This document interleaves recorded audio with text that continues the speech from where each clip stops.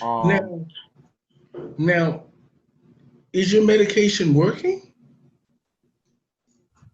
um, my anxiety medication works. My mood stabilizer, it's a hit or miss. We're working on fixing that. Um, every medication has a time period. It will Hmm. work for so long, and then you might have to tweak it a little because it will work for but so long. Like I was on an antidepressant, Zoloft. It worked good for 3 years, and then it stopped working. And then with that, for most men, and definitely men of color, a lot of people don't know, Zoloft kills your libido.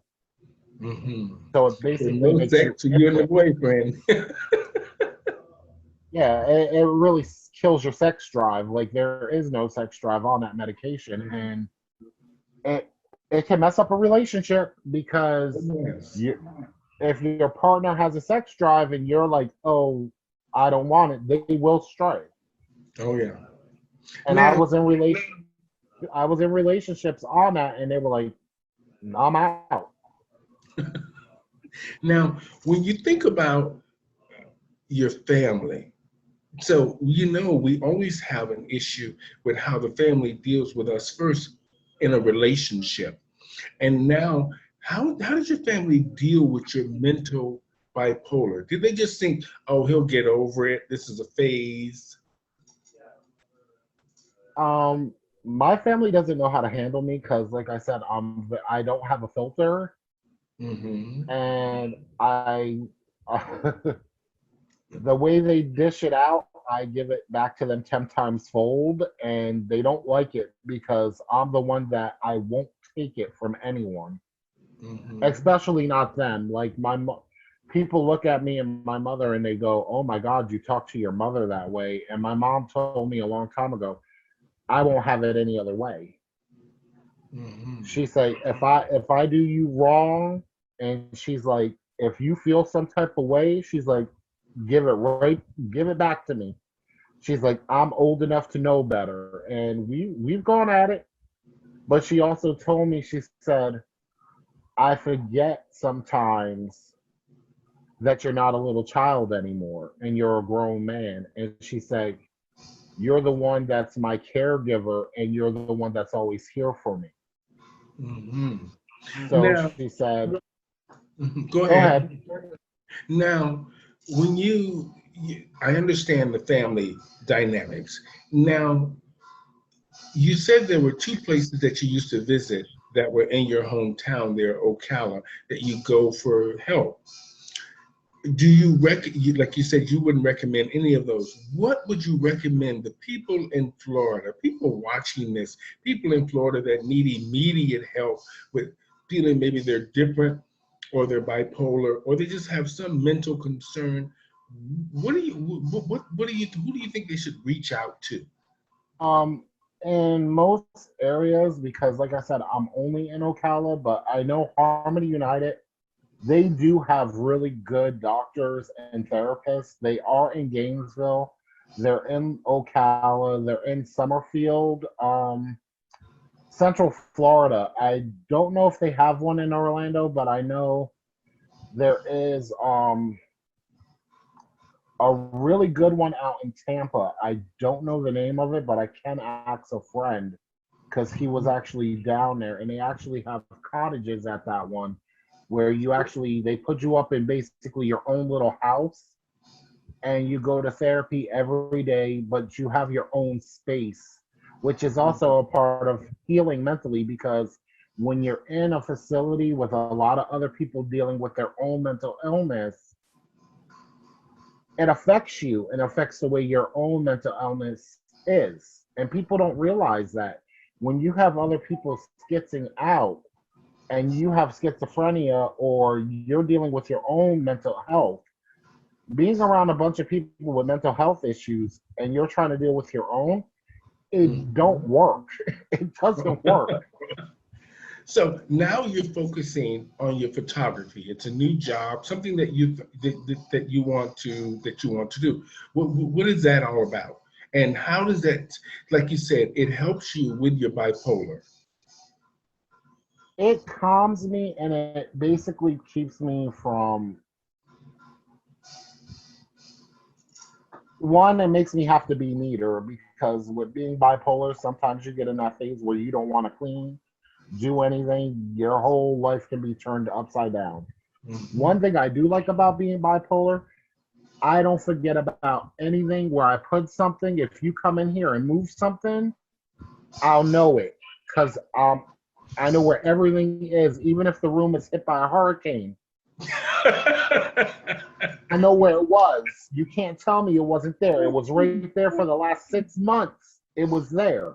Hmm. But it's keeping me where now I'm scheduling things the way I'm supposed to schedule it. Actually keeping notes of everything. I'm actually now putting my life in an order where it's more manageable and making controlling my illness and not allowing my illness to control me. Okay. And it can be done. It takes a lot of focus, and I have my bad days and I have my good days, but now I'm having more good days than bad days because I'm doing the steps that I need to do. And it's That a progress. that's smart. You know, you just said the perfect thing. You take your medication, you're staying focused, and you're putting in your time and effort, something that you're passionate and it's something that you care about, and it's helping with making things a little bit easier for you. With this new job in photography, now you seem to care a lot about that. So so is this a full-time job? Is this how you plan on making a living? Um, this offsets. I am on full disability. I am fully disabled. Unfortunately, I'm not able to do what my degree is in. I actually have a degree in culinary arts, Hmm. and I now decided I've been doing photography actually since 2003. I stopped doing it when my depression started getting bad. I just put Hmm. everything on hold. Um, when I got with him, I was fooling around one day. I went to a nightclub and I just started taking photos. And I started editing them and I started posting. And people were like, "Oh, you do really good photos." I was like, "Yeah, I'm a photographer, but I just stopped doing it." And people were like, "Oh, you should get back into it." And I thought about it one night. I said, "I really do good work." And I was like, maybe I should. I was like, I can't go back to a normal 9 to 5. And I was Hmm. like, the extra income does help. And I was like, okay. I have a computer. I have all my equipment. My partner, when I have to go out on photo shoots, he takes off of his job and he's able, thank God he's able to. And he goes with me with all my equipment and we go do photo shoots, come back. My turnaround time is great because I don't work. Okay. So I can dedicate all my time to my client's stuff and it Hmm. works out. It actually works out for us. So I'm blessed in that fact that I have that freedom and I have some great customers that allow me to have freedom in what I do. And some of my clients, they want specific things, which I Hmm. appreciate because they have an idea of what they want. And I love that. When they know what they want, it's great. It is great when you know what you want in life, period. Now, how important is it, well, how important was it for you to reach out? How important is it for people to reach out and understand that there is help for them? It's very important because definitely in the youth, not only in the youth, but anyone at any age, if you're feeling like there's nowhere to turn, there is always somewhere to turn to get help. Don't ever feel that you don't have any self worth. Take it from someone that knows. That feeling of self doubt, that feeling of not having self worth, it's always going to be there, but you do have self-worth and you are here for a reason.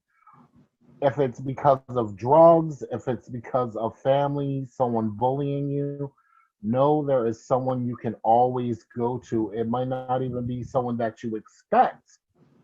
It can be someone totally off the radar that you would least expect to be there for you, but they could be your saving grace. A lot of people fail to realize a Mhm. kind word sometimes goes a long way. Oh yes, I know. And Hmm. when you You see know, someone that is looking like there's something wrong, don't just walk by them and don't say nothing. And that's the biggest thing I can tell people, because those are the people that are really going through something. And a majority of the time, the next day, those are the people that will not be here because those are the people that commit suicide. hmm you Real know, story. it's true. You know, it's great. I say this. I used to say that all the time. You walk by somebody and you see they're suffering, and whether or not you can do a conversation or you can give them a quarter or a dollar or whatever, we're human beings, and sometimes people sitting on the street might need that reach out. They might need you to say hello. Here's a quarter. Here's a dime. Here's a pamphlet of a place you can go to get food and get some help. Here's a place for you to just be able to reach out for whatever you're going through. And you know, people use these programs. And in Canada, I have realized that a lot of the people, Canada is very good for resources, and a lot of people here reach out. And we have we have a lot of people that are homeless, and just like any other country, and we have a lot of people going through mental stuff just like any other country.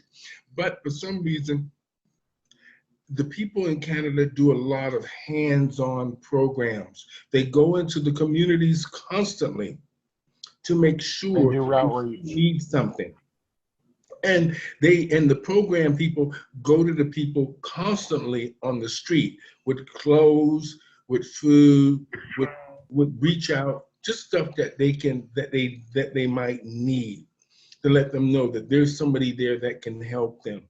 You know, it was great talking to you, Jay Newt. You know, I mean, I know we could talk all day about this, but if you have one, I want to wrap it up. If you have one set of advice for people that are dealing with mental illness, and especially being bipolar and might not quite understand what they're going through, what's your advice to people that are just from our community or just any community, and especially the LGBT two-spirit pronoun community, because we are ignored so much of the time because they just think that we're being um, too fabulous a lot of the Too times. extra. Yeah. Extra, yeah. So, what's your advice to sort of reach out to people? If you're in the United States, you can always dial pound 611. It's the information number in the United States. You can ask them for any local mental health facility Hmm. or anyone in your area that actually has mental health. The Trevor Project also, they have people in the community always for the suicide hotline. And just know, like, there are people that care, even other people with mental illness. There are support groups out there that people with the same thing you're going through. There are people in your community that care about you.